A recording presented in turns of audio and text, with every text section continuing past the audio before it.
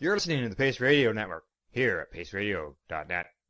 The views expressed by the individuals during this broadcast are their own opinions, and they may not be the same as those of their group or other organizations they may be involved with.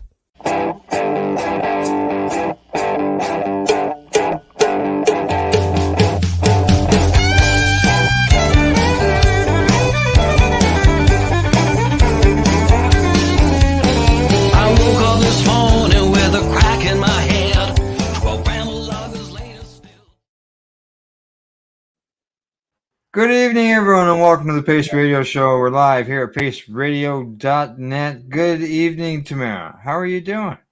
I'm okay. Al, how are you? Well, you know, I'm a little frustrated right now, but we live in Canada, so I shouldn't be surprised that I'm getting snow right now. Right? After, you know, our grass is growing, it's green, everything. And now it's snowing. We're expected like 8 centimeters of snow. So I don't know. It's pretty heavy. So we'll see. I'm on satellite internet here, so we'll see what happens. Right? Just kind of letting everybody know that if we do go down or we get all choppy, it's Al's fault. It's Al's fault. Yeah, exactly. Yeah. Unfortunately, I can't. You can't hardwire when you're on satellite, right? And we're out in the boonies. Yeah. And that's great for you. Like I really miss living in the boonies. And we had like, when I lived out in the boonies, like we had this little TELUS box that was like a hub that would sit beside, and it was kind of wireless, but it only was able to have so much data, and it would cost like $500 and $600 a month. And it was in my mom's name, and she'd phone me and go, "The bill for the internet's like $600." I'm like, "What?" And so, you know, like I really couldn't like use the computer much when we lived out in the middle of nowhere either. It was ridiculous. And that It was. Yeah, I've been hardwired all these years, and a couple of years ago we moved out here to the country, and it's nice out here in the country. I'm not complaining, believe me. It's just that the services are slim, or options are slim to next to none. Because of located, but you know, who knows? Maybe in 10 years, by then there'll be a couple other providers out here, and we'll be able to get connected. Well, you know, they say that they're committed to do that. That was one promise made by, you know, the government, that they were going to have internet throughout the whole country. You know, right? The lack of, you know, ability. I know TELUS has been working pretty hard. That's one thing that they are, you know, trying to get optic across the country. So that's good. I mean, if it takes, you know, regulation or whatever little push, let it be. Yeah. For sure. Yeah. Yeah. So I met this girl actually at my work the other day. Her name is Carmela. And she's really? A show called Cured with Carmela. And she is from this area. So I wanted to put, you know, shout out to her and her boyfriend Al if they're watching, and let you know that she's got her own little gig going on, and we're gonna hook up together and see if we can't do some collaborating of some sort, and see what she's all about. And they also have a doctor friend too. I haven't met him per se, so I'm not going to say too much because I haven't met him, so I have no idea anything about them. But I've got their business card. So this is something, you know, when you're out and about and you know you're working, and people come randomly into your store and say, "Hey, here's our card." Well, hey, it's good that they've reached out. You got the card, and you can go from there. Right. So tonight, hopefully, if all goes well, we're going to discuss more of the legislative review of the Cannabis Act that was released by the panel that everybody had waited for. And it was like 18 months past due or something before they got into it. But before we get to that, you had Cheryl Rose and Haley on your broadcast on Monday on Cannabis and Coffee with Tamara. And I know that she had some very special stuff to discuss with you. How'd that go? Well, it was amazing. And if you saw Haley, you would be absolutely floored because she is more articulate and like more verbal than I've ever seen her before. She's gained some weight. She Wow. looks great. She's still having problems with her jaw, and that's because of long-term medication. She's still taking some pharma, of course. That's something Sure. I have. But Yeah. they've been using raw juice for 1 year, and she's only been taking a quarter of the prescription, and the improvement is incredible. Now they've Wow. also introduced micro greens, like a bean sprout, Oh. like it's a microgreen, Oh, really? and to her diet, which gives her the fiber, right, that she needs as well. Because the juice, you know what happens, you don't get any So filling, right? they're turning So, the microgreens into juice? no. Oh, okay. She's eating those separately and Right, they're also having the juice. right. Okay. And the juicing, you have to take the portion of juice and put it to apple juice or something. Yeah, It's not yeah, tasting. yeah, It's not. So she's been drinking the juice for only a quarter of her prescription because that's like all they can do right now. But she's got some good news, kind of in the background going, and she's found some people that are willing to collaborate and work with her. So this could be, going towards a new direction. She's also got some a Dr. Hornsby stuff. There's the other doctor that she's been working with, Dr. Corbin, yeah. I think his name is. He's got some YouTube videos and stuff out about Haley's progress as well. Oh, Um, it's just to see her, but it's also the keto diet, right, that she's been on. yeah, The dietitians yeah. and everybody else that has chimed in on this. But this way of growing them, but again, it's 10,000 sprouts a month for the prescription that she requires, right? Not everybody's Yeah. prescription Yeah. would be that way, or it would Well, make, at the end of the day, we don't want it to be a prescription, right? yeah, and some people might not realize what like microgreen cannabis, some people have heard of microgreens, might not realize what they are, but basically the microgreens is the cannabis seed, just like any other of those seeds, are put into dirt where there's moisture and it starts to grow now, and it only 10 grows days for a short before, period of time, right? right? And you don't want to eat them you want to eat them on day 10 or 14 because that's when they give you the best acidity. See, that's the thing that there's acidity in cannabis, right? And Mhm. that's what they're looking for to help balance out her diet.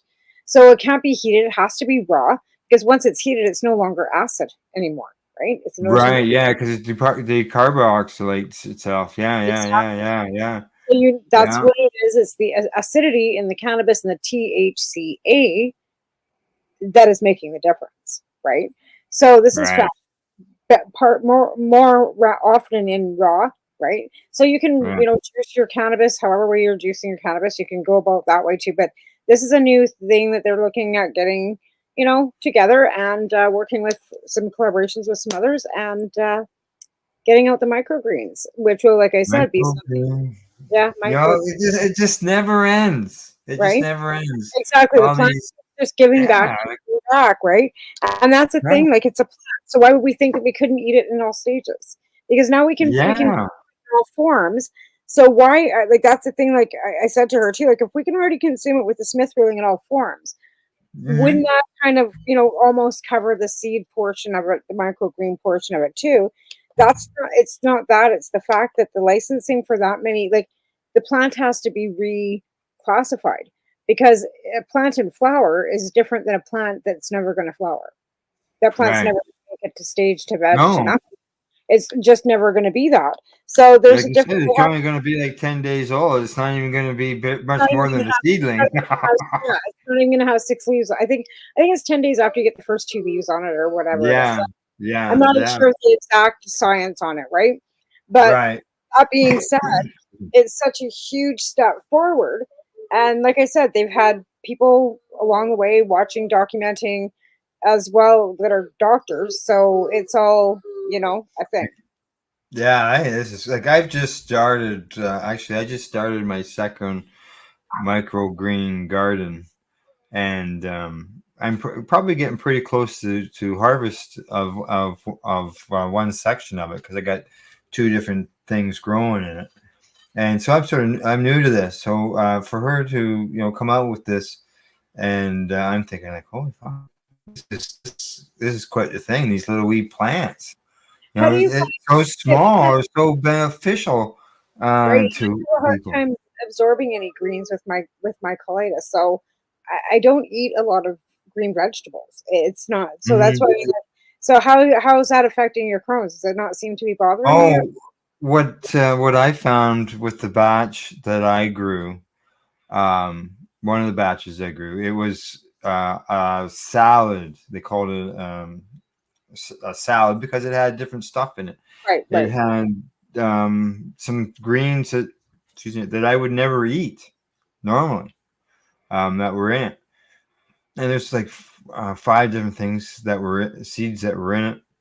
And I would take them and put them on as like a topping on my rice, in order to add flavor. And one of the ingredients was radishes, and like they all look the same. The only difference with the radish, really, to me, that anything else was in there, was because it had a red stem on it, and radishes are red, right? Yeah. So yeah. I knew that if I had a lot of red in there, that I was going to really taste it, right, and know that it was there. So I think this cannabis micro seeds, and it's seeds, can. So if you need like 10,000, like you said, that's a lot of money when you look at what the price of seeds are. So hopefully she'll be able to get connected somewhere with someone that can assist her in this, and that could lead to a whole new avenue of everything. Well, it's really difficult to get a nursery licensing. Yeah. For cannabis, like if you want nursery licensing, you have to give up all your licensed production. Like if you were a licensed producer, you cannot do both. So you have to make a choice whether you're going to grow clones and never grow a full fledged plant out again, except for the mothers that you keep cloning to make your Well, you can get in it, yeah. And you can't have a distributing license. You can't be a grower. You have to pick. It's just nursery. It's just nursery. Now that nursery, then you can go into R&D for seeds, which would be the same. But it's like you only do nursery. Like seeds would be classified, I guess, as nursery. So yeah. I had an interview with a fellow who was one of the first 3 or 4 nurseries here in Ontario, and I'm gonna ask him to be a guest on our broadcast, because I think when it comes to patients or just people in general, it'd be nice where if they could go into a business where they could pre-order the clones to be shipped to them. And what this fella has done is he has seeds for sale, but because of the issue of not having the clones in the stores, because there's the licensing, all that other stuff that we have to be done. Never mind the fact that a store would have to set up a grow location inside the store so they could deal with all this. But what he has done is he has set up a pop-up market for clones. He goes to places, to stores, in order to arrange all this stuff, and people come and purchase the clones from him, and they put it through the store. Yeah, I could see, like I said, be nursery. Like I said, who's going to allow that much licensing? You know what I mean? Like I don't know. Yeah. He had to give up his he had to give up his ACMPR, because he was a patient. He had to give that up in order to start and create this nursery. He's only like 3 people, him and his wife and one other person maybe that are the business. Yeah. Yeah. Yeah, no, I know. He's a nice guy. He's a really nice guy. Well, I'll get him on the show and we'll be able to talk to him, because there's a local guy too that was attempting to get nursery licensing, and I don't know whether he ever got it or not. He's kind of difficult. Okay. But yeah. Yeah. What do you say? We get back to where we were on this review here from last week. We got talking. I got it on the screen there already. But we were going through the recommendations, and there's different chapters. And this is chapter 7, which was on the First Nations, Inuit, and Métis. And all the way through, there's been recommendations. There's been observations on different things. There are some chapters as time gets going here. I'll probably just jump directly to some chapters. Like I said, there's a lot of paper there, and I have not had time to even look. Past that. So you can look over here where you can see where people were watching. They can see the cursor. That's where the tab is, and and this is like another month worth of shows to go here. So So this is Chapter 7, First Nations, Inuit, and Métis. It says Recommendation 16 is the Government of Canada, including the Indigenous Services Canada, should continue to enhance and expand distinctions-based health, public health, mental health, wellness supports that are culturally appropriate, trauma-informed, and in partnership with First Nations, Inuit, and Métis communities. Let's see, 18. Let's see, Health Canada could commit to developing cultural appropriate evidence-based cannabis materials, evidence-based materials and programs to disseminate cannabis-related health information with the First Nations, Inuit, and Métis. See, they say the government of Canada should take steps to amend the definition of intoxicant in the Indian Act to enable First Nations Band Council to enact bylaws regarding cannabis. So is that telling you there that there isn't any presently right there? I'm not really sure because I believe like within some of the within the Indian Act, right? That was Yeah. one thing. That's what they have dry reserves, right? They're not supposed to be intoxicated within the boundaries of any reserve, right? That's Oh, okay, all right. And part of the Indian Act, right? So because cannabis is an intoxication, that's some portion of the Indian Act that would have to be amended for them to have full reign over their own sovereignty because of that clause in the Indian Act. That's what I think why the BC government is getting away with writing that the whole province of British Columbia, because it's still considered a federal law as well as can wrap the First Nations into their BC amendments. They can't open anywhere on their land. That act needs a new name, Indigenous Peoples Act or something.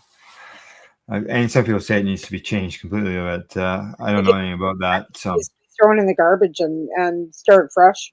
Quite honestly. Yeah. They say that the government in Canada and the Indigenous peoples community should work together to establish legislative mechanisms for the enforcement of banned bylaws and other laws related to cannabis.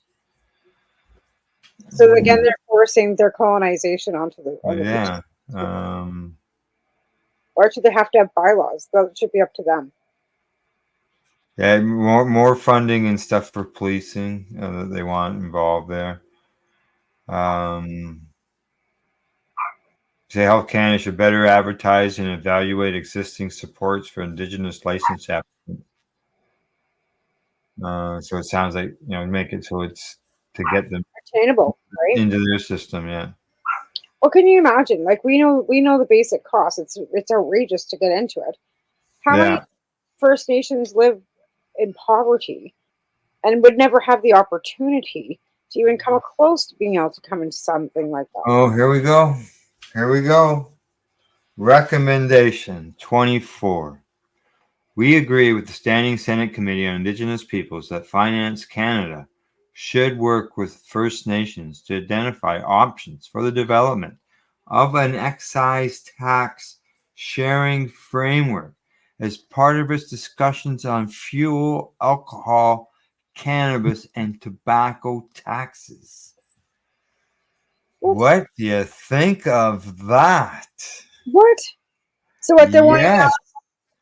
Yes, that goes beyond the cannabis end. They're talking alcohol. They're talking fuel taxes, everything. I look at that as setting up tax regime. No, because the First Nations haven't paid tax. Yeah, and setting up a tax regime within their communities. If their communities got the money and it didn't go anywhere near the Canadian government, it went back into the. But then you have to be, hopeful that the band is actually going to do the proper things with it. So I agree that maybe they should come in with their own, if that's what they need to do to fund their own stuff. I guess I don't know. Yeah, excise tax sharing. So it would be a share. It might be 25, 75, like sort of like what the provinces are right now. Yeah, no, I don't think that's fair. I don't think they should be sharing. Oh, yeah, it'd be Okay, No. let's see. Chapter 8. Adult access. They say here in recommendation 37. Health Canada should maintain the current limit of 10 milligrams of THC Yeah, we used to be per out. package. We were hopeful. Like I thought I heard somewhere around, down the wire that they were going to actually adjust that, and then we get these records, and then we get this again. Yeah, and I heard her up to about 100 milligrams per package. Now this is a recommendation, right? It isn't anything that's in concrete, but yeah, it's disappointing. Yeah, no, it is. It's kind of completely. Yeah, and they say they want to continue to develop the research in this area to determine whether there are conditions under which the limit could be raised without unduly impacting public health. So they're concerned about the raised limits, what impact that would have on the public health. So that would entail putting some money into some research. Yeah.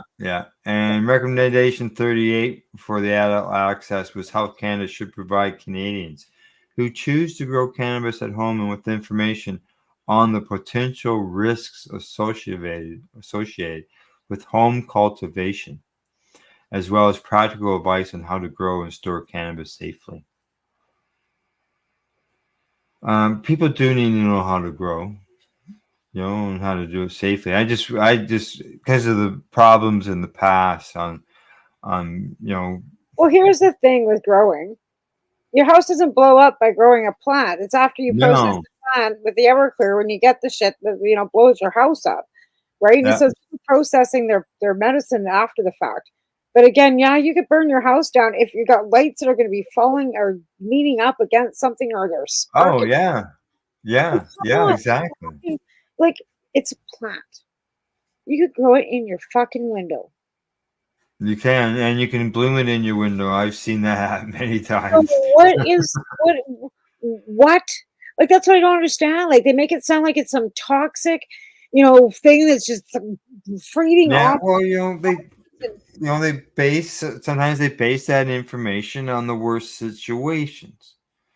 Like what they always at one time based it on the big grow operations with holes in the wall and mold all over the place. Cash croppers that were just like, but again, I don't remember any of my friends that grew big grows like that ever doing that. No. I mean, they had illegal grows. They had hundreds of plants, and none of them were growing in somebody else's house, putting holes in walls and doing. No. So I don't know where they get these. I don't know where they get these films and. Yeah, either way, well, I look at it because they base it on the worst of the worst, and as we saw in the Allard case, that was the judge said that he even doubted the testimony of the expert that testified on that. Right? Like, where's the pictures? Where's your evidence? When you have pictures of these said grow houses with all this, yeah, I'm sure they do, but I'm sure they're also associated to, maybe organized crime. So, big, large grows where the people don't give a shit about the house. Yeah. It's just a building for them, right? Yeah. It's not as if they're a patient that has to still live in the residence. No. Yeah. But, there are people who need to know certain things. They wanted to vilify. They just want to vilify anything attached to it. Okay. Chapter 11, medical access. Here we go. Recommendation 41. In order to provide access and continued support to patients who rely on the medical access program, Health Canada should maintain the program under the cannabis regulations with the improvements set out in this report. So it's great to see that they are recommending that the program stay in place, because a lot of people have been saying, like, what do you do with the parent who's dealing with the kid that has epilepsy and seizures, and you want them to use, gets the doctor's recommendation for medical cannabis. Like, you're not going to send that adult into the store to get that your child's medicine from a rec store, and then possibly face jail time in order to give the child the medication. Yeah. So Right? this doesn't make sense. Correct. So I'm glad to see that was recommended. Because question 5.2 of the review was that question. Can the stores, brick and mortar locations, basically replace the medical program? Right? I'm paraphrasing there, but yeah. Or if it was still necessary. Basically, it was still required. Correct. Yeah. Yeah. There's no doubt about it. So, okay. The next one, recommended 42 to improve patient access to cannabis for medical purposes. Health Canada should permit pharmacies to distribute cannabis products to individuals holding a medical authorization from a healthcare professional. Provinces and territories and the regulatory authorities for pharmacists should consider supporting the new access channel for patients once federal changes are made. There are people who I know I've talked to that are in fully support of this. I'm in support of somebody having a medical access counter, whether in a recreational store or have medical access available at a pharmacist. And as far as the recreational stores, why not team up with some people, for example, the people at the VCPC, who have been educating people about cannabis since 1995. Right. Yeah, I'm not a huge fan of the whole pharmacy clinical, but I guess when you put an RX label on it, that's what you're going to get, right? Yeah. And I said that from the get go too. Like I've been saying that for I think probably 20 years too. Is I never really wanted my medical license. I just wanted to feel better, right? It was a matter of yeah. As soon as you put the RX label on it, you're going to end up at a pharmacy with it, right? Do we want them to have that control? But I guess it's regulated. Then it's safe. But it's going to be no different than what you can access at the recreational stores. Correct. It's the same strength product, all that.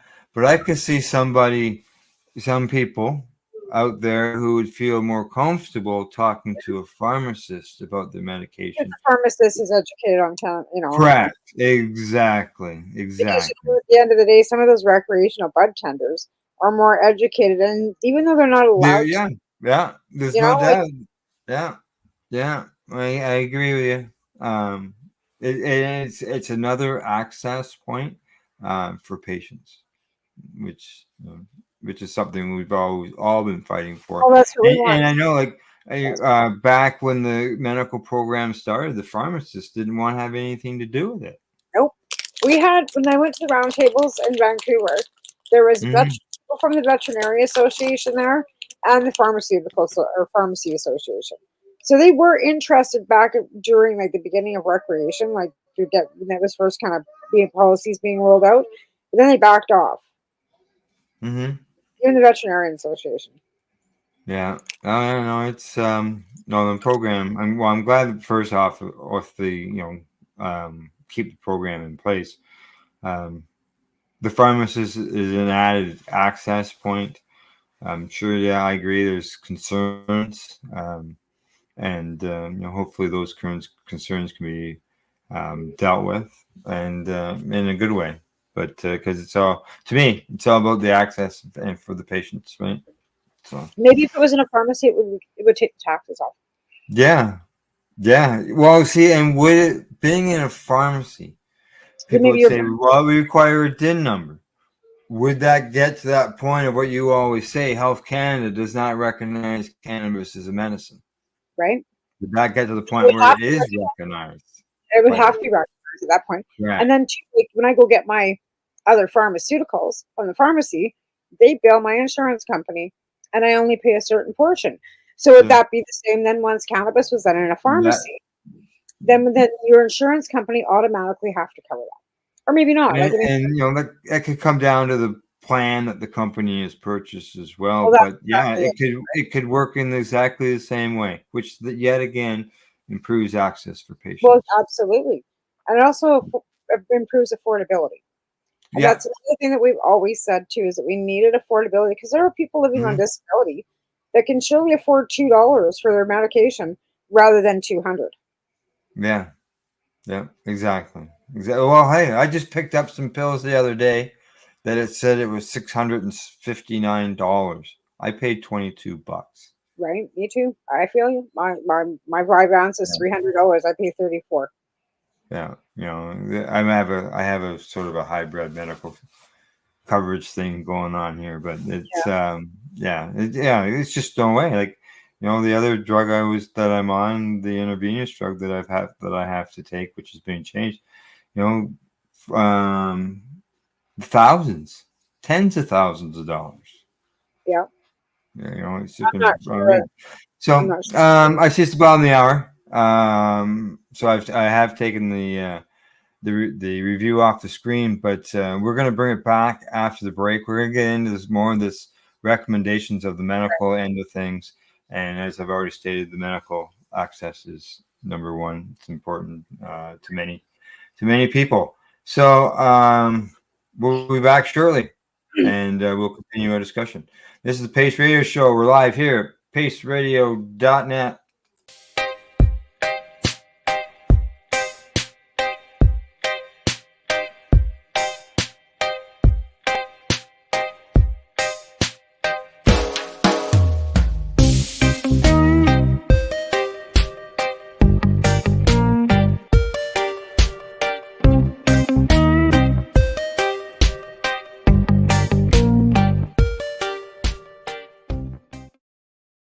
You're listening to the Pace Radio Network here at paceradio.net. Limestone City Hydroponics is Kingston, Ontario's hydroponics shop. Take your growing to the next level and create the optimal environment with a tent kit, or maximize your yield with an ebb and flow flood table kit. Either way, Limestone City Hydroponics has more sizes and options to fit your needs. Are you looking for the power of the sun that adapts to your budget? Then look no further, as they have professional grow lighting. They have indoor grow systems that are easy and cost effective, with many options to fit your living space and lifestyle. Cultivate your growing potential. We have everything you need to succeed. And if you can't make it to the store, they offer local delivery to the greater Kingston area. Remember, when you're looking for experts to help you grow, then look no further than the locally owned Limestone City Hydroponics, 105 Sunderland Drive in Kingston, Ontario. Call them at 613-548-0420. Are you looking to get your medical cannabis grow license? Limestone City Hydroponics can help patients through the process of obtaining their license to grow medical cannabis. What's that? You don't have a doctor? If you meet the medical criteria, Limestone City Hydroponics has a nurse practitioner who can assess and provide medical cannabis prescriptions. What are you waiting for? Contact Limestone City Hydroponics at limestonecityhydroponics.ca or call them at 613-548-0420. What do you find at paceradio.net? People advocating cannabis education. Enjoy the buzz of legalization with Campbellford Lifestyle Shop. From lights to plant nutrients, books, consumption accessories, and more, we've got all your basics to grow or consume cannabis. Visit our info center or take a look at our piercing services and body jewelry, now available in-store through Campbellford Lifestyle Shop, 17 Bridge Street West, Campbellford. Cannabis edibles are an effective way to manage pain and other ailments, especially when you deal with your trusted partner, Legacy 420, in Tyendinaga Mohawk territory. You see, we lab test every product on site to ensure proper dosage every time, which is critical when consuming cannabis edibles. All Legacy 420 edibles are made by our classically trained baker and chocolatier, and we also have super tasty vegan options. Our baker has been in the industry for 25 years. She's also a chocolatier. Everything from savory to sweet, your chocolate bars, brownies, butter tarts, you name it, we make it. Talk to our knowledgeable Cannatex about our incredible variety available. Give your trusted partners a call. Legacy 420 out on your road.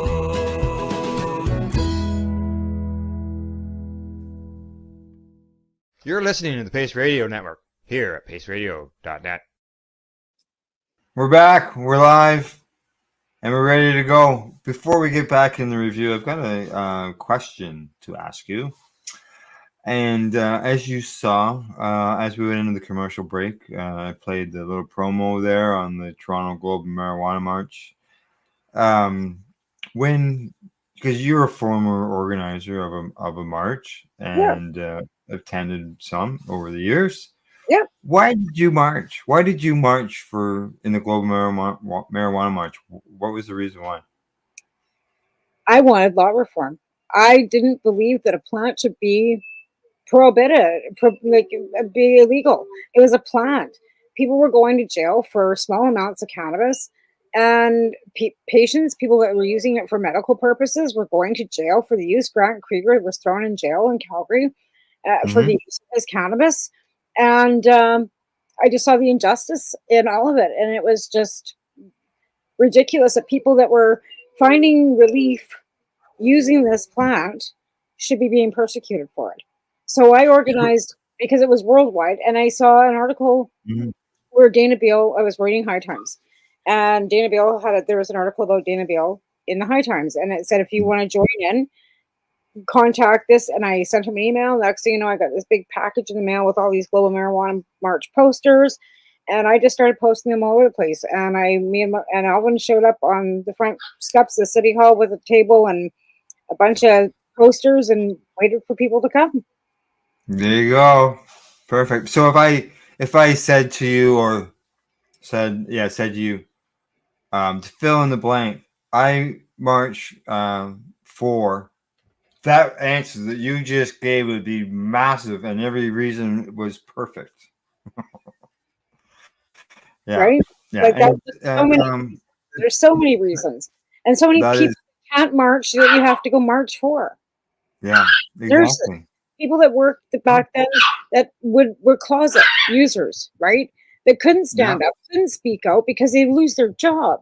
So that was another reason too. I had friends that were in, healthcare and stuff, and they all smoked because they had arthritis and they've been, working on their feet didn't drink, and they would have lost their jobs. I would have lost my job. In fact, I did. I quit my job at H&R Transport because I was drug tested and got caught smoking. Well, I thank you for your answer on that, and I am sending out a request to our viewers tonight, and anybody who watches this as a podcast afterwards, to create themselves a little video saying I march for, and explain what you march for when it comes to the global cannabis end of things, and post it. Maybe tag the Toronto Global Marijuana March, or post it on their wall, or post it on any other Global Marijuana March location, and share with your friends, so that we get people interested back into the marches in order to create change. And the same reason why you started. Right. And somewhere was it Germany, I believe? Germany. This too, but not in the same, but again, everybody's moving in that direction.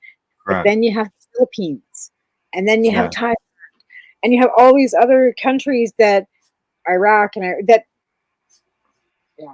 okay, well, we better get back onto the review thing here, because there's lots of reasons why to march. So absolutely, all right. For everybody, just to remind everybody, the final report on the review of the Cannabis Act was submitted, was put out about a week or 2 weeks ago, and last week we covered a bunch of it, and this week we're covering some more.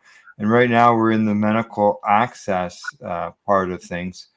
And that was recommendation number 43 is our next one.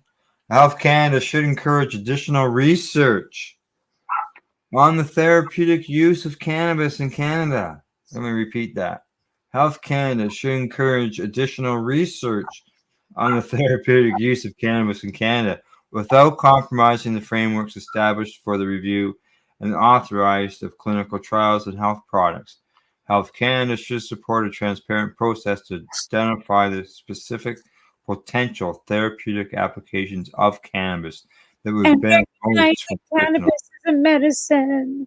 Yeah. we might get somewhere, right? That's right. Exactly. Health should establish and maintain a knowledge hub. Hey, that provides up-to-date evidence and information on the use of cannabis for medical purposes for health professionals and the public. And you know what? I have said that many times myself. Why didn't they That's allow? exactly what Michelle's goal was. Al. At the end of the day, when we were putting all those damn medical packages out to every physician that she sent out, was exactly that. It was all evidence. So at the end of the day, this was Michelle's goal. For those who don't know Michelle, this is Michelle right here, Michelle Rainey. Like, woo, woo. She's no longer with us, but her work is always remembered by those who know her. Right. So, right. Yeah. I've always said that I agree. There could have been a choice there or an option to allow patients to input information on what their evidence is and what their proof is, that it's been how the benefit has been to them. So they have collected some data, because I realize some people were against that, and because it's privacy issues, but like I said, optional. Allow those who wanted to submit, some information. Why not prevent them? Why prevent them? Allow them to do it. At the end of the day, it's your personal choice whether you share your information or not. Privacy act or not. And if you waive your right to that act, then you can do whatever you want. Yeah. Allow a doctor to submit authentic information on behalf of the patient to back up that person's claim. We can't get legitimate research being done. We can't get any integrity or any transparency unless we have medical professionals behind us, because they believe in science. So if we don't have scientists who are doctors that do research helping us along the way, I mean, I know people, I didn't want to see a doctor. I didn't want doctors. You know what? The science. And that's it. We have to show them the science. We've shown them the money. We showed them the money, and look what they did with that. Now we need to show them the damn science. I look at recommendation 45 as a call out in a way to educate the educated, because it says here, Health Canada, in partnership with provinces, territories, patients, and healthcare professionals, should support the development and dissemination of national clinical guidance documents related to cannabis for medical purposes to increase the knowledge and understanding of healthcare professionals, which is always good to educate those doctors, as we've been saying. They need more. A new generation of doctors coming up too. That's the thing. They're all younger. They're all open-minded. We have that's why we're in a doctor shortage, because all the old doctors are all retiring or dying, and we have a whole new generation of new kids with open minds that are more open to natural medicine too, right? Yeah. Now they say these documents should cover issues such as indications for which there is a sufficient evidence base of effectiveness, how to monitor patients, and how to track and report adverse reactions. Well, they can test our blood, and they can check the THC level in your pee when they do a drug test for your THC levels. So they for employment drug testing, why can't they use part of that? And then look at coherency. You've got this much. I'm on biological drugs and have been for the last 15 years, and they're always probably 4 times a year, 3 times a year in that area, taking my blood, taking a sample in order to make sure that everything is kosher. And because of my attention deficit medication, I actually literally have to take a drug test every 6 months. There you go. Yeah. But I know some of my medications, that's what they've said, you got to have it tested. So, okay, let's see what else. Okay. Health Canada should prioritize efforts to move beyond a distinct medical access program so that cannabis is considered within standard drug approval pathways and part of the conventional medical care. This should start with the rapid advancement of a pathway of cannabis health products containing CBD, The department should also establish a science advisory committee to review the evidence related to THC. I like the idea of the cannabis health products. I call them CHPs, being available at any store that sells products that can sell lotions and hand creams. Right? Especially Yeah. CBD Yeah. and CBNs and, the root compounds and all the stuff that doesn't have any THC in it, including THCA. You know what I'm saying? So Correct. there's so many Correct. more. Yeah. So, I'm all, for that to allow, This whole section here, I actually did read before, had me quite hopeful. yeah, good. Hopeful that the government does. But again, the government, these are recommendations, right? Like Now, we have to now start forcing them to do this. I like them to see them to expand on the last sentence where they said the department should also establish a science advisory committee to review the evidence related to THC. Yeah. That should be expanded to include other cannabinoids. Yeah. But because THC is the big bad one, they're going to look for harms, right? Yeah, that's the unfortunate part. Yeah. But remember, recommendation 47 to support patient care, Health Canada should amend the regulatory requirements related to the medical document to allow healthcare professionals to include specific information about product format and dose of the cannabis for the patient, similar to the prescription of other substances. So that's requiring them to come up with a dosing system for people. Yeah. Like right now when they determine a dose for the patient, they can go to a guiding chart that deals with the weight of the person. Oh God. Right? Maybe it was something like that. I don't know. There's one thing I wanted to just go back on before I forget. On recommendation 46, it's mentioned to prioritize efforts to move beyond a distinct medical access program. Hopefully it doesn't include the removal of patients growing, but I know in court cases it has, basically cemented that. But still, still the concern. You always got to keep your eye on things, right? Well, I think that should be a concern because that court order is sitting in an injunction. And at any time it could be appealed, right?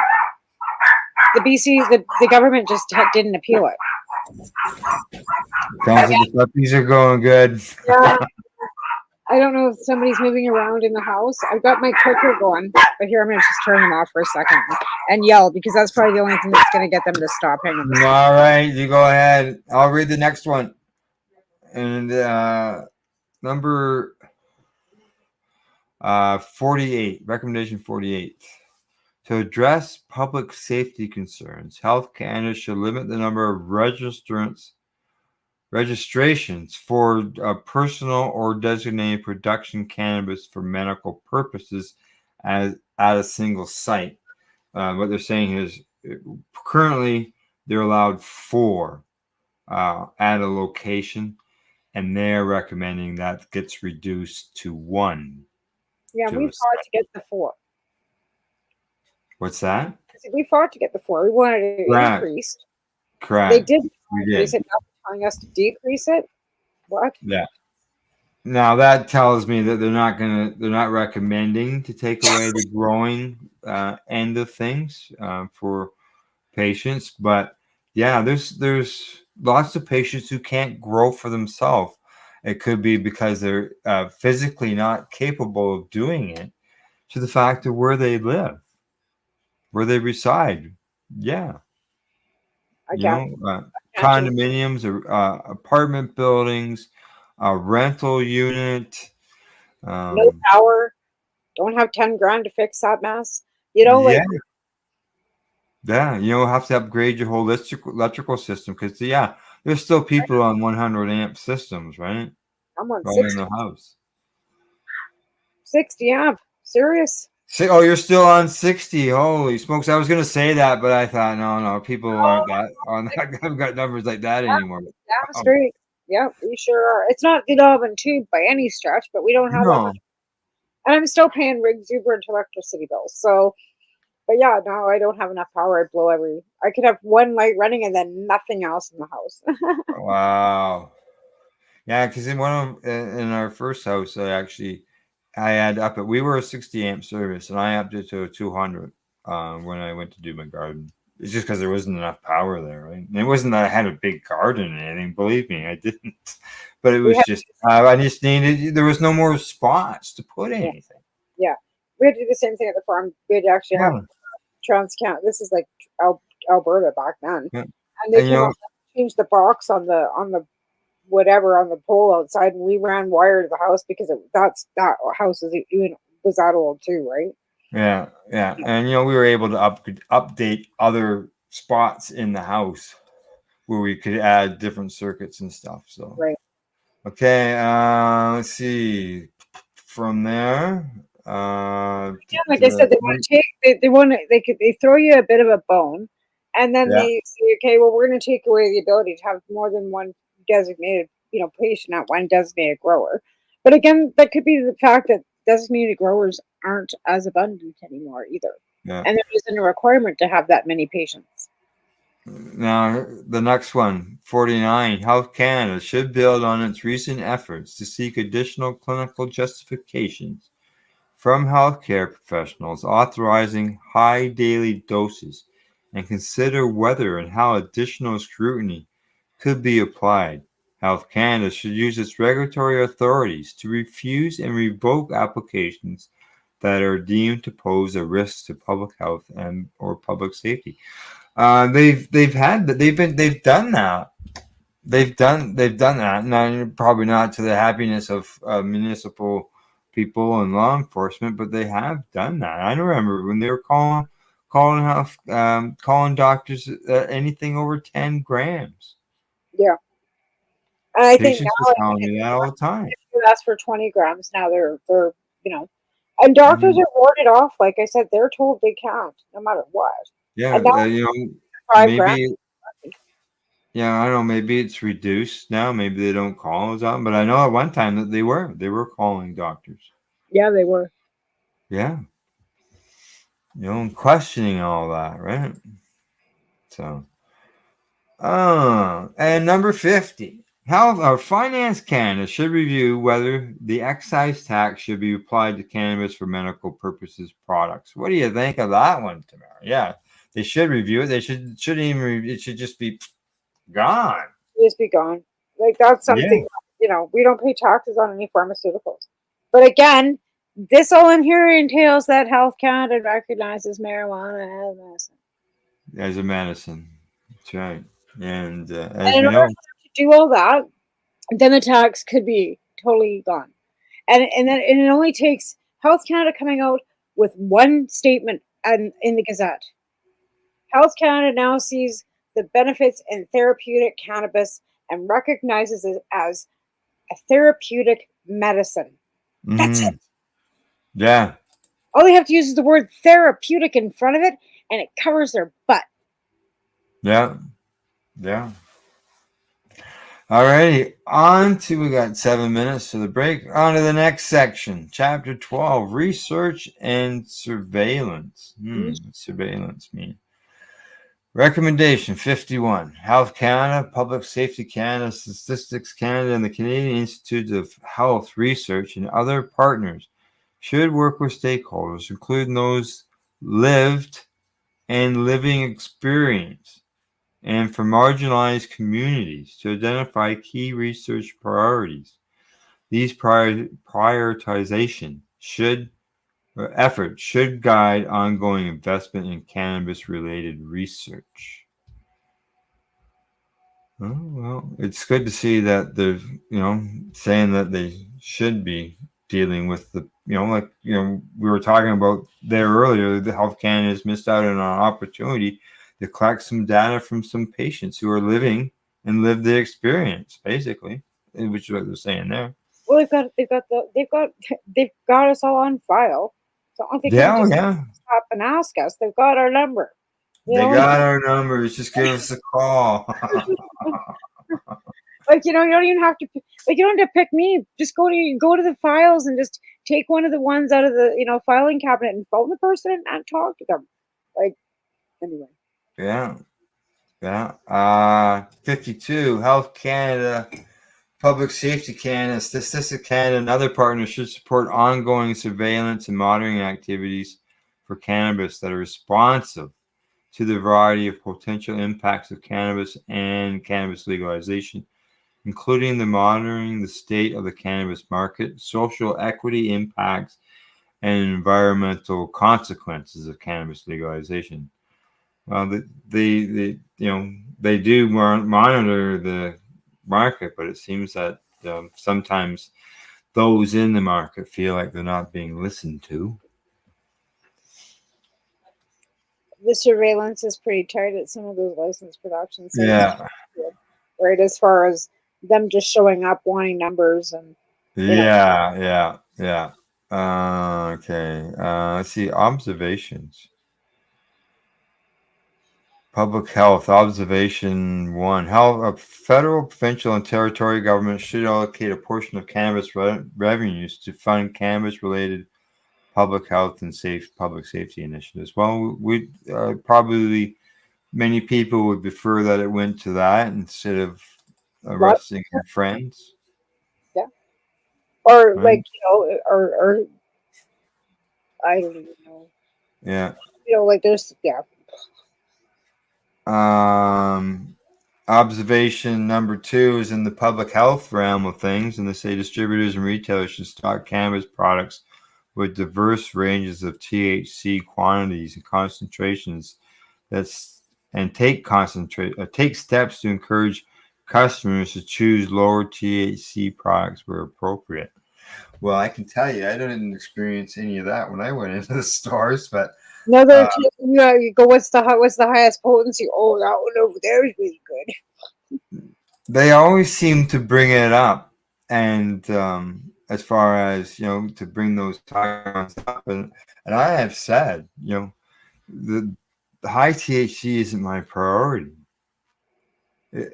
Flavor, it's why would I want to consume something like Buckley's, tastes shitty but works, right? So why don't we get something that tastes good and works?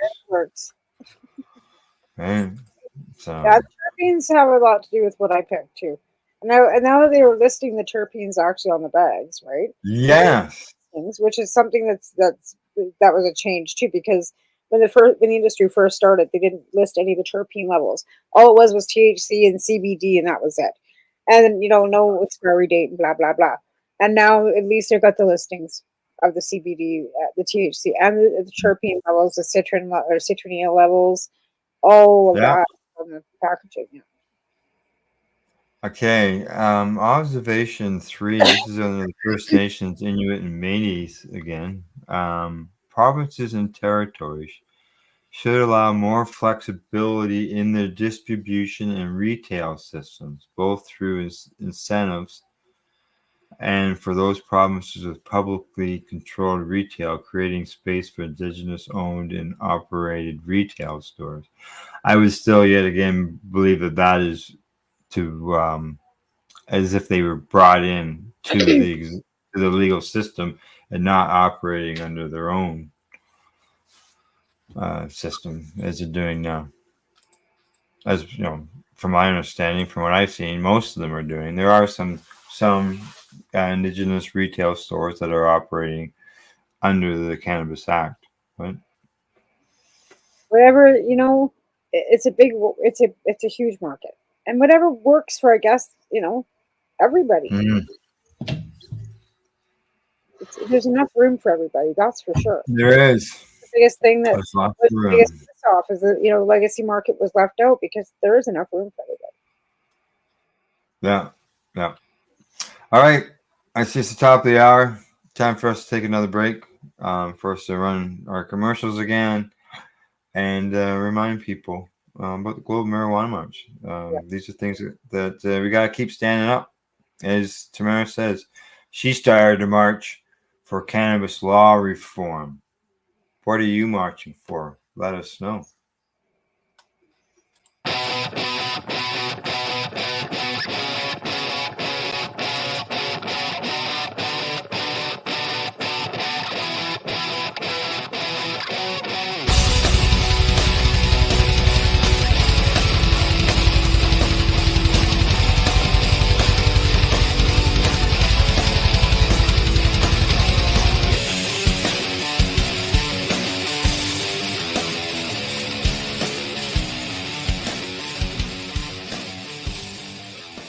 You're listening to the Pace Radio Network here at paceradio.net.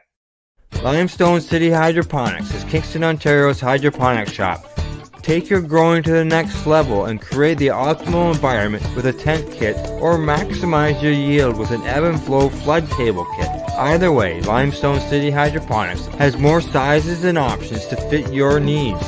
Are you looking for the power of the sun that adapts to your budget? Then look no further, as they have professional grow lighting. They have indoor grow systems that are easy and cost effective, with many options to fit your living space and lifestyle. Cultivate your growing potential. We have everything you need to succeed. And if you can't make it to the store, they offer local delivery to the greater Kingston area. Remember, when you're looking for experts to help you grow, then look no further than the locally owned Limestone City Hydroponics, 105 Sunderland Drive in Kingston, Ontario. Call them at 613-548-0420. Are you looking to get your medical cannabis grow license? Limestone City Hydroponics can help patients through the process of obtaining their license to grow medical cannabis. What's that? You don't have a doctor. If you meet the medical criteria, Limestone City Hydroponics has a nurse practitioner who can assess and provide medical cannabis prescriptions. What are you waiting for? Contact Limestone City Hydroponics at limestonecityhydroponics.ca or call them at 613-548-0420. What do you find at paceradio.net? People advocating cannabis education. Enjoy the buzz of legalization with Campbellford Lifestyle Shop. From lights to plant nutrients, books, consumption accessories, and more, we've got all your basics to grow or consume cannabis. Visit our info center or take a look at our piercing services and body jewelry, now available in-store through Campbellford Lifestyle Shop, 17 Bridge Street West, Campbellford. Cannabis edibles are an effective way to manage pain and other ailments, especially when you deal with your trusted partner, Legacy 420, in Tyendinaga Mohawk territory. You see, we lab test every product on site to ensure proper dosage every time, which is critical when consuming cannabis edibles. All Legacy 420 edibles are made by our classically trained baker and chocolatier, and we also have super tasty vegan options. Our baker has been in the industry for 25 years. She's also a chocolatier. Everything from savory to sweet, your chocolate bars, brownies, butter tarts, you name it, we make it. Talk to our knowledgeable Cannatex about our incredible variety available. Give your trusted partners a call. Legacy 420 out on your road.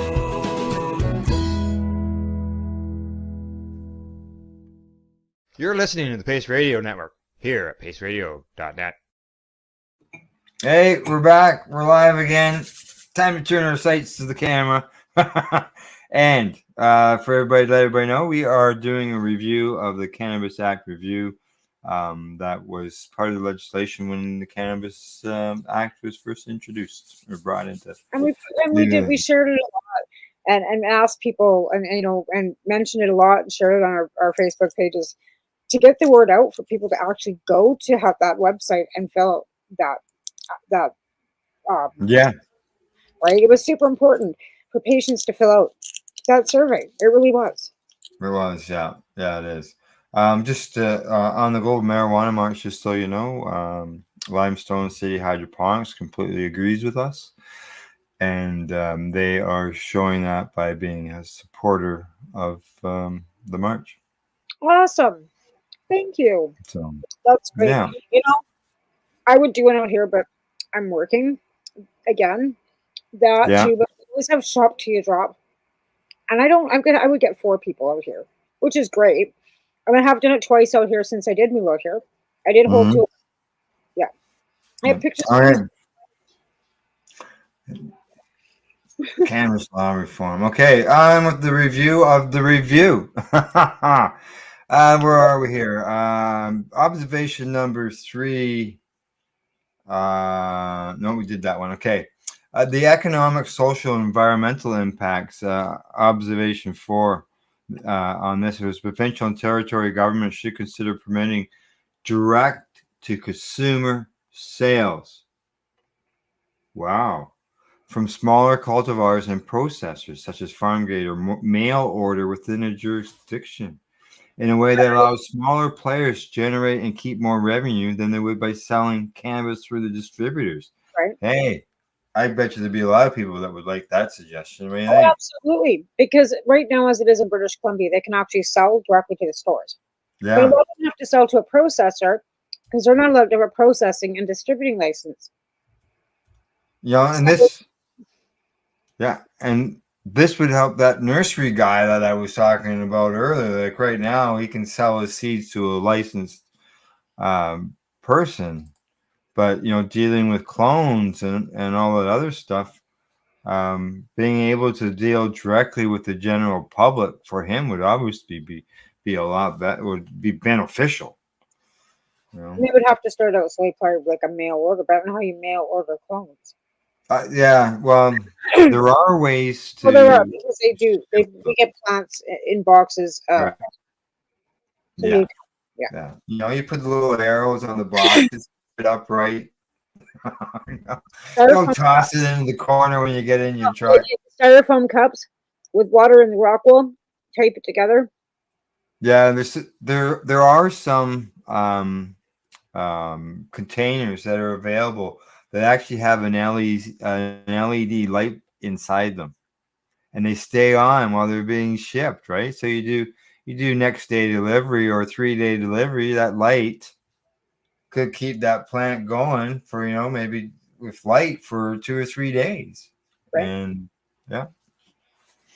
So, and being contained, the moisture would stay in there. So, well, considering I can get overnight service from Vancouver to here, and I live correct. It can be done. Yeah, exactly. Okay, let's see. The next thing says that observation 5: provincial and territory distributors should consider regularly reviewing their markups, fees, purchasing practices, the amount of shelf space they allocate to different products and different license holders, including those from equity deserving groups, to improve the prospects for the many smaller sized companies that are currently struggling. Markups and fees.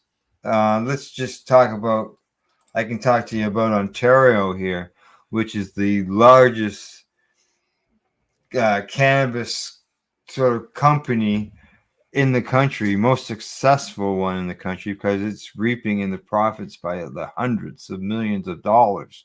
Right. When everybody else people are struggling or going bankrupt. So what they have done, they have now twice reduced their markup. The last time brought it down from 42%.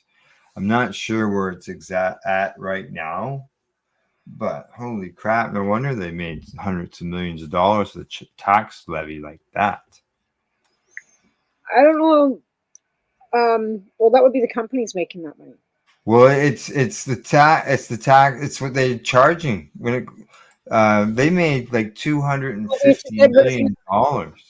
It's corporate different in Ontario because the government owns it, right? Well, yeah, it's the OCS. It's run by the province, and the money that they were collecting hadn't even gotten to the province yet. Yeah, but that's not considered a tax. That's considered a business like the post office, and what they're doing is they've got investment. So it's all invested money that goes back. It's supposed to go back. When you're making $250 million a year, they're overcharging on whatever you want to call it, a tax, fee, or business expense. And I don't know who's reaping the profit. Well, the profit would go back into the coffers of the Ontario government that they would be investing in other. Yeah, we did a report lately on the news show, stating that said that the money from the OCS hadn't been given to the province to use. The OCS had kept it. Oh yeah, they can. They have now finally started to release some of that money, but yeah, it's just ridiculous. So. Let's see what else. Criminal activity and displacement of the illicit market. What do they want to do? Observations. Law enforcement should focus its efforts on the activities of organized crime and criminal networks, the diversion of cannabis from sites registered for personal and designated production, the proliferation of retail stores on First Nations reserves operating without provincial territory, a community authorization, and illicit online sellers. There's a role for regulatory authorities to play in combating the illicit market. So they're recommending that they go after the stores on the reserves. Anybody in the gray. Yeah. Now they say from diversion from personal and designated production. Do you think there's any diversion from the legal producers? Yeah. Which isn't mentioned? I just thought I'd ask that. Yeah. Well, some of us know that there is. And a personal production, I couldn't grow enough to keep myself. There was no diversion. And designated growers, depends on how many patients they got. I bet you that's exactly why they want to take it down to one. Yeah, well, yeah, that's one at a location. Yeah, for sure. Let's see. Provincial and territory governments should consider creating authorities to compel internet service providers to block illicit cannabis websites. What? And compel financial service operators to provide financial information that helps to identify the online operators. What? Yeah, that's what it says. Yeah, they want the internet people to be able to shut down a website, and the banks to provide financial information. That ain't gonna happen. Help them. Yeah. I would think banking stuff might have been already accessible, being that I always thought that they already had that information that at that end of stuff. But the internet end of things, it's more of having to go to court, I believe, right now, versus just allowing them to go ahead and do it. Yeah, they can't just go into your stuff. Yeah. I believe they have to get it warned. Parliamentarians should consider how the proposed Online Harms Act could be used to protect children and youth from harms associated with exposure to substances, including cannabis. Okay. And the law enforcement should prioritize enforcement of cannabis-impaired driving, supported by appropriate resources and additional training of officers, particularly for rural and remote police services. I'm in a rural area, but I don't think our police force is a rural thing, being it's coming out of Peterborough. So, but it's not like if you're driving down the road impaired, smashing into things, having accidents. Correct. And usually, I would think a majority, and I could be wrong, but majority are usually, when it comes to getting caught, is usually related to a smell, being the odor in the vehicle. That's usually always. Maybe not use that as the reason why that they start asking questions, pertinent questions, such as the red eyes. When I got busted 25 years ago, there was, that was the thing. They said that, oh, your eyes are red. What have you been doing? Let's see your cigarette package, right? Yeah. Yeah. So today it would be, I'm fucking tired. Leave me alone. Okay, let's see. Observations on the medical end of things. Good. I'm glad to see this, being that it's very short. Being that we're almost done. Observation 10, in the medical end of things, the regulators for healthcare professionals should use their authorities to investigate and sanction health officials with problematic authorization practices. What do you think those are? What are those problematic authorization practices? Well, all the clinics that are charging money. Yeah, and I think probably these that are kicking back to these licensed, these nurse practitioners that are signing the paperwork for their ability to that's a double-edged sword. That's why I'm just kind of like, we already knew that doctors weren't supposed to charge for a prescription on any level. Yet we're still taking the patients to the doctors that are charging money for their prescription because And you don't have an option. Health Canada says this is only a recommendation. This is not a prescription that the patients receive. Right? As a prescription, it would be recognizing it as medicine, would it not? Well, and that's the thing. You're signing the doctor's signing their piece of paper saying yes, they recognize that this person that is applying for the exemption uses it for medicine, right? So basically, the doctor signing your passport. Yeah. You get so many people that can sign your passport. So it's basically your cannabis passport. Yeah. Here's your picture. We don't even need pictures anymore. At one time, you had to get your picture taken. When I first got my first license, I had to send them 2 passport pictures with my doctor's signature on the back of them. Yeah. Yeah. I remember those days. Saying that I was who I was, that went with the paperwork that he had signed. And that was my doctor and Hannah. Because the first year, cameraman signed it. And then the second year, when I needed my renewal, my doctor and Hannah actually signed my paperwork for me. And I still had to go get 2 brand new pictures taken, but I never got a card. It was like, why am I sending my picture to you? Isn't it supposed to be on this card? And we never got cards, right? And they said, the lamination machine's broken. Like, I got that notification as well that the machine was broken. But I still have those early cards with our photos on them. I never got one. I never ever got one. Oh, I got a few of them. No, my first authorization was just my pink slip, and told me that my lamination, my card would be on the way. I was after the lamination machine broke. Put this 11 by 17 legal size document, fold it up, and put it in your wallet. You're not and they told you not to fold it. No, and no photocopy. Exactly, like ridiculous. No photocopy. I had to have the original document, right? Yeah. Times that thing was unfolded and folded, it was fucking falling apart, right? Like, yeah. Okay. Oh. Okay. So we did that, and number 11 which is on the medical side. Provincial and territory regulatory authorities should require healthcare professionals, including physicians, nurse practitioners, and if applicable, pharmacists, to disclose financial relationships with license holders.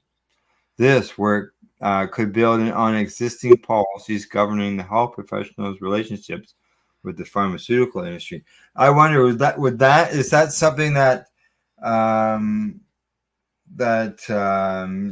it goes towards what you had mentioned earlier about the connections of these signing clinics to LPs? Well, yeah, now the pharmaceutical companies want, paperwork basically saying, so how much money you been making off this, right? Mm-hmm. So see how much money, it's like I said, it's all about money. We've known that right from the get-go, right? There's never been any non-indication that it was a commodity. It's been a commodity since the beginning of time. Here we are, though, with using it as a pawn for patients' lives in some aspects, especially when it comes to some of the kids, right? Like even with Haley, Haley's consuming it in a different way. She's still smoking and vaping a little bit, but only for like not needed so much because of the levels of the acidity that helps her more with her epileptic seizures, right? Right. Again, it's different. Everybody's individual, right?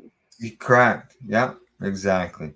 Okay, so some people might be wondering, where did this panel get these observations or recommendations in order to create this review? So I've brought that up here. I'm gonna bring it up on the screen, and they say that this is who they engaged with in order to create this document. Researchers and academics in various fields, including public health, public safety, criminal justice, and economics, healthcare professionals, organizations, and regulatory authorities, people working in the areas of public health and harm reduction. I'm glad to see the harm reduction end there. I'm hoping it was on a pro end of things versus a negative. Youth and youth advocates, First Nations, Inuit, and Métis, including leaders, governments, community organizations, representatives from national Indigenous organizations, police and health services, industry members, and elders.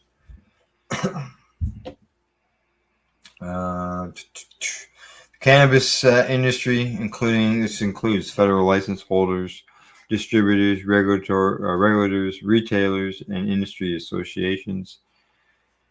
Equity deserving groups, people with diverse lived and living experience, international policy leaders, various levels of government, law enforcement, representatives, as well as stakeholders involved in the use of cannabis for medical purposes, including patients and their caregivers, patient advocacy groups, researchers, healthcare professionals, cannabis clinics, and those operating outside of the medical access system.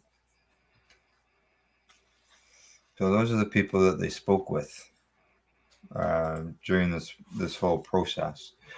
I'm sure there's somebody out there that was missed, or some people that would be saying, well, I didn't get the opportunity to, why didn't they ask me? But as you mentioned earlier, there was patients who did submit on this, and it would be great to see those numbers to have been increased. I don't know if there's ever, I think that at one point they had talked about doing another review down the road, or that was a recommendation to do another review. So hopefully at that point, even more people would get involved. Pros and cons, everybody's got a voice on either side. And again, we got, supposedly had like 45,000 licensed patients at one point in time. Our numbers are dropping. And I'm hopeful that not everybody's like dropped off because they're no longer with us, but that could be a possibility as well. But I think since legalization, I think like myself, I don't hold a license at this point in time. I don't have anything growing, and I can possess more than my license, so I just don't bother. And how many people are there? How many people are just like me? I wouldn't doubt if there are many people that haven't bothered because of being able to go to the store, or because they can grow 4 plants. Some people with 4 plants that they put out there can get a few pounds, and that is enough for them to get throughout the year. And they would just look at it, well, why deal with going to the doctor and maybe having to deal with the doctor and things who might not be so welcoming. I did start getting my renewal. My doctor, everybody's heard this story too. Why would I prescribe you 15 grams a day when you can go to the store and get 30? Yeah, exactly. And you're not, obviously you're not the only one. Okay. They say here's some more information I've got here. They say in total they met with 600 individuals from over 250 organizations in nearly 140 meetings, collected 10 sector-based roundtable meetings, which included public health, justice, public safety, industry, 3 meetings with patients and advocates, 2 meetings with youth and young adult advocates, multi-sectional roundtables on public health and industry issues, multi-sectoral roundtable on medical access. Completed 5 roundtables focused on issues related to diversity, equity, and inclusion. That's women in the industry, issues specific to Black Canadians, social equity issues, harm reduction measures, learning from other jurisdictions. I like to have seen them say issues are specific to the BIPOC community, which is everybody on that end, basically. Right. Minorities. Undertook distinctions-based engagement activities with First Nations, Inuit, and Métis. This included meetings with the British Columbia-based First Nations, organized in partnership with the First Nations Leadership Council, representative of the 4 Inuit regions, organized in partnership with Inuit Taporet, Katamata, and Pawtucket, Inuit Women of Canada, the Manitoba Métis Federation, the Métis National Council, the Assembly of First Nations, the Anawashebek Nation, the Mohawk Council of Akawasan. I know I'm mispronouncing some of these names. I'm sorry for that, but the Mohawk Council of Kanawak, Samson Cree Nation, Shiwachi Village, Six Nations of the Grand River, Tyaganaga. That's the Mohawks of the first of the Bay of Quinte. They are just down the road from me here, and been there quite a bit. Williams Lake First Nation. Actually, I'm going to be there next week. See, they visited sites of license holders involved in cultivation and processing, retail stores, harm reduction sites, and cannabis clinics, engaged with stakeholders operating outside of federal, provincial, and territorial licensing frameworks. Who would that be? That wouldn't be the Ted met with him. Pardon me? Ted met with him. Yeah. I remember he talked about that when we had him on the show, that they had come down to the lounge and stuff. Yes, that's right. That's right. Students from the Students Commission heard from the Students Commission of Canada, which had roundtables with youth on our behalf, and they received over 250 written submissions. So there you go. That's the stuff that they talked, stuff they got or did. The numbers are just so low. People just in this country just aren't engaged. You know, we've got a population of 3 million people. You know what I mean? Or 36 or 39 million, somewhere around that. Yeah, somewhere there. Sorry, I thought it was 36 million. I think it was. I was thinking of the one state. Yeah. Anyway. Yeah. Nobody's engaging in anything except. Yeah. I agree. The numbers were lower than I would have expected for something that was so important. Really important. Yeah. But again, people are we're going. Legalization was before COVID, and the same people that we fought side by side for cannabis regulation and legalization, kind of, we've changed. Things, dynamics have changed, right? Oh yeah, some have passed on. Yeah. Some have made the jump to the legal market. Some are staying in legacy. Some just got out of it altogether. Right. So the dynamics on all levels since legalization for our community has changed. Why it's important for you to be going out and doing another global marijuana march, and why it's important that people should be still continuing to stand up for our rights, because this is something that, like I said, the injunction for our grow licenses could easily go. And that didn't evaporate with the ACMPR. Nope. All righty, where are we here? Oh, we're at the bottom of the hour. We're at the end of the show. We made it. Hey, I overall, the stuff that we reviewed, I think there were some positives in there. Oh, absolutely. I think this one's really good points to both last week and this week as well. Correct. Yeah. For those who are watching tonight's broadcast, last week, who knows? Maybe I'll put them together and create one broadcast just on the review, and I'll just release it separately. Right. Again, like that's something that we need to continue. Just keep our eyes open and because things can change. They have committees going on right now in Ottawa, behind closed doors, talking and discussing bills that they're planning on passing as we speak. Yeah, that's not good. Yeah. You gotta get, people gotta speak up now. And, there's several ways that you can speak up, by, writing your MP, writing your, what do you call them, MLAs, MLA, MPP, writing whatever. writing a letter to the editor, speaking up, getting involved in, for example, the Global Marijuana Marches, because it all comes together and makes everybody's voices louder. And there's so many. I look at it as an octopus. An octopus has eight tentacles, right? Their legs.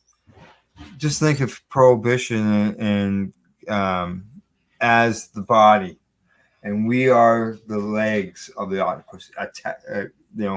Going at it and trying to make change. Again, even the people that are within the legalization market and all the stores and the distribution and the growers and everything should be joining in the Global Marijuana March, because if it wasn't for the Global Marijuana Marches and all the 420s that we've done, they wouldn't have what they've got. Well, it's all about cannabis law reform, and that would include technically law reforms when it comes to regulations for businesses. That's right. Here in Ontario, the covered windows on the stores. Those are all things that they could get involved in. As you said, packaging, branding. As simple as we talked about. I mentioned earlier when we come back at the break there about doing a short video. I march for. A short video could be I march for change when it comes to Global Marijuana March. Right? Absolutely. Absolutely. All right. If you do a video, anybody does a video, check out the Global Marijuana March Facebook page. Post it there. Post it on your wall. Post it everywhere. And more people that show up at the marches around the world, the better everybody will be, because we don't want people being hung as is what is happening today. Right. So, hey, anything you want to say before I sign us off? Nope. All right. All right. We'll be back next week, and we'll go from there. Thanks to our sponsors, Legacy420.com, the Campbellford lifestyle shop in downtown Campbellford, as well as Limestone City Hydroponics.ca.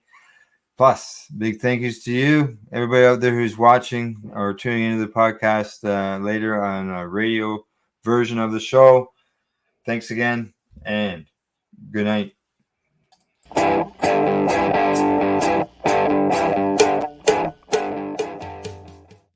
The opinions of the individuals during this broadcast are their own, and may not be the opinions of their group or other organizations they may be involved with.